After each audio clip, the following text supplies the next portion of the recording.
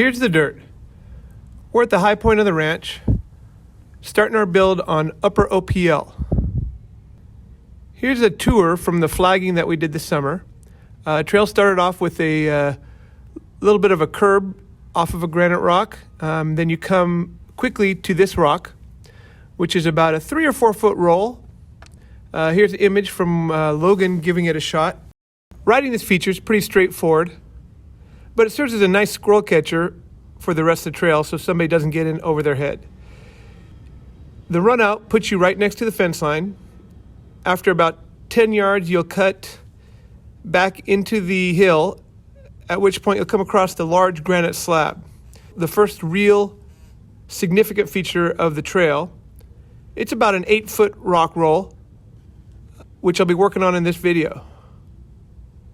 If you opt not to go down that rock roll, we're going to make an alternate line that has a little short roll right here with the slab that's pictured.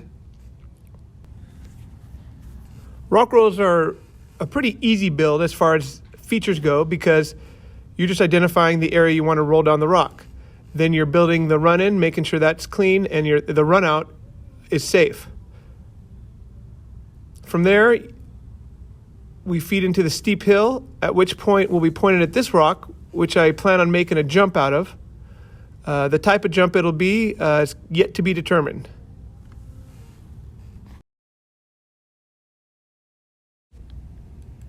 In this time lapse, you can see the work that's going on with this rock roll. At this point, I'm trying to position a large slab at the bottom to create a little transition off of the roll so that it's not as harsh at the bottom and you're able to carry more speed off of it. Then I'm kind of filling in a hole right after that spot so that, again, you can carry more speed and it's a little bit smoother of a run out. Where I'm taking the dirt from over there is the B line.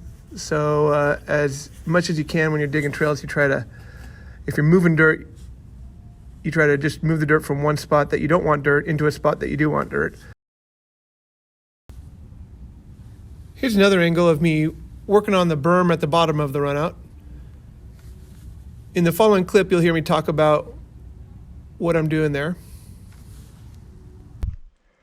All right, so we got this feature roughed in. I teach ceramics, so in art, so it would be kind of like if you sketch something before you refine it. It's exactly what roughing in is. And the transition for the roll, you can see the part of the roll where I scraped moss off the higher parts. Feeds down here. I actually rolled it before I had to transition it once just to see where the where gravity kind of took you. And then I put this rock down here. Meadow's showing you right where the rock is. Thanks, Meadow. And then this was kind of a pit right here, like this little spot right here in between these two rocks. So we filled that in with dirt, so you wouldn't kind of sink into that. If you line up and you're able to sneak by this right side, then you got a nice smooth transition coming downhill. I'm not sure how easy it will be to set up for it, but there's a little rock. You might be able to get a hit and get over this little rock here, and then kind of dive into the top side of this berm that I put in. So turn it around. As you look this way, you can see that I roughed in that berm. Now, like I said, I usually don't do all the connecting trails, including berms and bench cutting and all that, until I've built up the features and kind of see where the natural tendency of, your momentum takes you. But in this case, I know where the general momentum takes me. And then I also know that I don't want to end up in that oak tree straight ahead. So I for sure am going to need a berm there. So just even for practicing the run out and seeing where it goes, I need at least the starting berm. Then what will happen, if you can actually see it, it'll probably be very small on the screen for you. But after you come out of this berm, we'll get another slight turn here, like nothing major. You know, you're talking about 20 degrees, just so you're facing downhill, so you can pick up a lot of speed. But as you can see, I'm starting to get that late afternoon glow to the foothills here, so I think I need to hike my way down back to the van here. So thank you for today.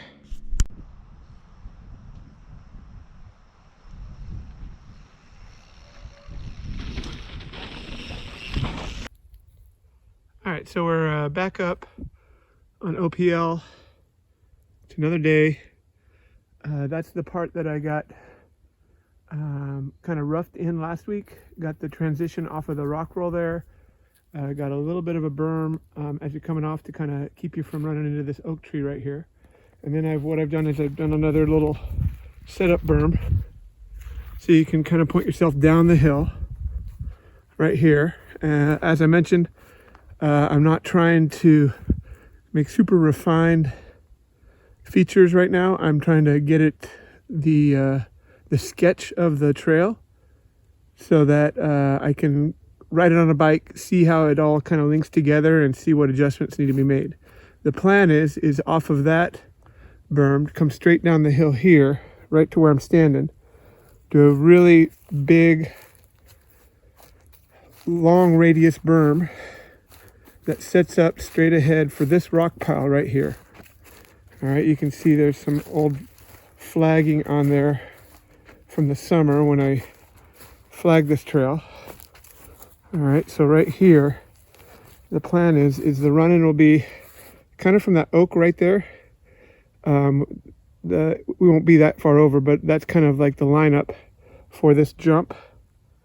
So we'll fill in this gap right here, and then that'll be the jump, and there'll be the landing will be whatever distance that jump sends you. So what I'll do is, before I build a landing, I'll hit it a few times, see how far I go, and that'll kind of give me where I want to put the landing. Then what'll happen is the trail will then go right inside this little bowl, this little valley that kind of goes down the hill here. It'll kind of traverse right along that bowl, so you'll have speed, and then you'll see straight across there's a bunch of rock stuff that I've got a couple different optional features I can make there, some fun little techie stuff, so that's my opportunity to be creative over there. All right, this is going to be more of a before and after kind of video today, because my GoPro doesn't have the little disc in it to record, so I'm on my phone today. It's a fine day too. All right, well, got the berm, the big berm to keep your speed, and then we built the gap jump here. It was a bit of a step down to a flat. I hit it once after I built kind of got the jump lined up. So I rolled down a couple of monster boulders there, raised it up about, 2 feet, dug out a little bit on the other end. So I made a transition, and I hit it once.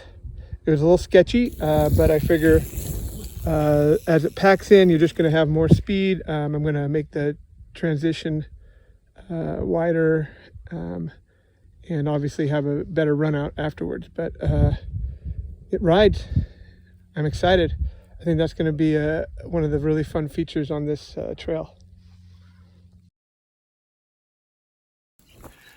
I got bucked a little